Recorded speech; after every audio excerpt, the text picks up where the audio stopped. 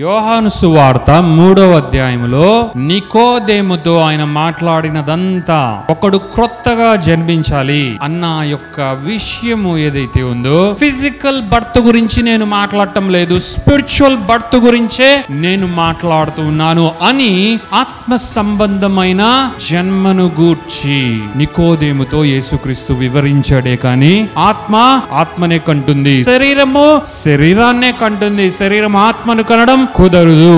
అయితే ఆత్మ సృష్టింపబడాలి, పునఃసృష్టింపబడాలి అంటే అది ఆత్మ ద్వారానే, ఆత్మ వశములోనే ఉంటుంది. అనగా దాని అర్థం ఏంటి?